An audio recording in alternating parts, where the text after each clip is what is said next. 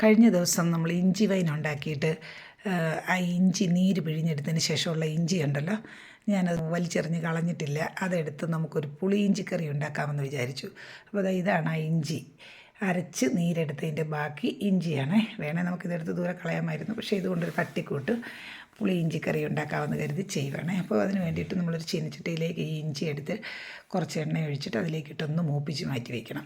അപ്പോൾ ഇത് നമ്മൾ നന്നായിട്ട് അരച്ചെടുത്ത ഇഞ്ചി ആയിരുന്നത് കൊണ്ട് കുറച്ച് സമയം നമ്മളൊന്ന് മൂപ്പിക്കണം. അപ്പോൾ ഇടയ്ക്കിടയ്ക്ക് ഒരല്പം എണ്ണ ഒഴിച്ച് കൊടുത്ത് നന്നായിട്ടൊന്ന് ഇളക്കി പൊടിച്ചിട്ട് കൊടുത്തിട്ട് നമ്മളതൊന്ന് നല്ല എടുക്കുകയാണേ.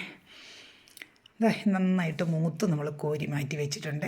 ഈ ഒരു ചീനച്ചട്ടിയിലേക്ക് തന്നെ നമ്മളൊരു കുറച്ച് എണ്ണയും കൂടി ഒഴിച്ച് കൊടുത്തിട്ട് അതിലേക്ക് നമ്മൾ കടുക്, കരിവേപ്പില, ഒരു പീസ് കായം, ഉലുവ ഒക്കെ ഇട്ടൊന്ന് പൊട്ടിച്ചതിന് ശേഷം അതിലേക്ക് നമ്മൾ ഒരു 2 പച്ചമുളക് ചെറുതായിട്ട് അരിഞ്ഞതും കുറച്ച് വെളുത്തുള്ളി അരിഞ്ഞതും എല്ലാം കൂടിയിട്ട് നന്നായിട്ടൊന്ന് മൂപ്പിച്ചെടുക്കുന്നുണ്ട്. ഇതേ സമയം തന്നെ നമ്മളൊരല്പം പുളി വെള്ളം ഒഴിച്ച് തിളപ്പിക്കാനായിട്ട് വെച്ചിട്ടുണ്ട്. അപ്പോൾ ഈ ഒരു വെളുത്തുള്ളിയും പച്ചമുളകും ഇതെല്ലാം കൂടെ ഒന്ന് നന്നായിട്ട് മൂപ്പിച്ച് വരണം. നന്നായിട്ട് മൂപ്പിച്ചെടുത്തതിന് ശേഷം അതിലേക്ക് നമ്മൾ ഒരല്പം ഉപ്പ് പൊടി ഇട്ട് കൊടുക്കുന്നുണ്ട്. പിന്നെ നമ്മൾ ഒരു 1.25 ടീസ്പൂൺ മുളക് പൊടി ഇട്ട് കൊടുക്കുന്നുണ്ട്. എരിവുള്ള മുളക് പൊടിയാണ് നമ്മളിപ്പോൾ ഇട്ട് കൊടുക്കുന്നത്. നന്നായിട്ട് എരിവുള്ള മുളക് പൊടി ഇട്ട് ഒന്ന് നന്നായിട്ട് ഇളക്കി യോജിപ്പിക്കുന്നുണ്ട്. അതിന് ശേഷം നമ്മൾ ഇതിലേക്ക് ഇട്ട് കൊടുക്കുന്നത് ഒരു 1/4 ടീസ്പൂൺ മഞ്ഞൾപ്പൊടിയാണ്. പിന്നെ നമ്മളിട്ട് കൊടുക്കുന്നത് 1 ടീസ്പൂൺ നല്ല എരിവില്ലാത്ത നമ്മുടെ കാശ്മീരി മുളക് പൊടി, നല്ല ഒരു കളറ് കിട്ടാനൊക്കെ വേണ്ടിയിട്ടും കൂടിയാണ് നമ്മൾ ഈ എരിവില്ലാത്ത കാശ്മീരി മുളക് പൊടി ചേർത്ത് കൊടുക്കുന്നത്. അതും കൂടി ഒന്ന് നന്നായിട്ട് മൂപ്പിച്ചതിന് ശേഷം നമ്മൾ വറുത്ത് കോരി മാറ്റി വെച്ചിരിക്കുന്ന ഇഞ്ചി ഉണ്ടല്ലോ, അതും കൂടെ നമ്മളിതിലേക്ക് ഇട്ട് കൊടുക്കണം. അപ്പോൾ ഈ സമയം നമ്മൾ ഈ പൊടികളൊക്കെ ചേർക്കുന്ന സമയത്ത് അടുപ്പ് ഒന്നിൽ ഓഫ് ചെയ്ത് വെക്കണം, അല്ലെങ്കിൽ ഏറ്റവും സിമ്മിൽ വെച്ചിട്ട് വേണം ചെയ്യാനായിട്ട്, അല്ലെങ്കിൽ പൊടിയൊക്കെ പെട്ടെന്ന് കരിഞ്ഞു പോകാനായിട്ടുള്ള സാധ്യതയുണ്ട്.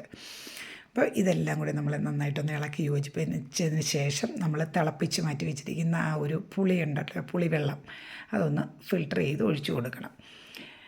അപ്പോൾ പുളിവെള്ളം കൂടി ഒഴിച്ച് കൊടുത്തിട്ട് നമ്മൾ ഒന്നുകൂടി ഇളക്കി കൊടുക്കണം. നമ്മൾ ഇതിന് വേണ്ടി ഒരല്പം മധുരം ആവശ്യമുണ്ട്. നമ്മളൊരല്പം ശർക്കര ഉരുക്കി മാറ്റി വെച്ചിട്ടുണ്ടായിരുന്നു, അതുകൂടി നമ്മളൊന്ന് അരിച്ച് ഇതിലേക്ക് ഒഴിച്ചു കൊടുക്കുകയാണ്. അപ്പോൾ ഇത്രയൊക്കെ ഉള്ളൂ. നമ്മൾ പെട്ടെന്നുള്ള ഒരു തട്ടിക്കൂട്ട് ഇഞ്ചിക്കറിയാണ് ഉണ്ടാക്കിയിരിക്കുന്നത്. അപ്പോൾ ഇതെല്ലാം കൂടെ നന്നായിട്ടൊന്ന് ഇളക്കി യോജിപ്പിച്ച് എല്ലാം കൂടി ഒന്ന് മിക്സായി വന്നത് ഈ ഒരു പരുവായി കഴിയുമ്പോഴത്തേക്കും നമുക്ക് സ്റ്റൗ ഓഫ് ചെയ്ത് വെക്കാവുന്നതാണ് കേട്ടോ.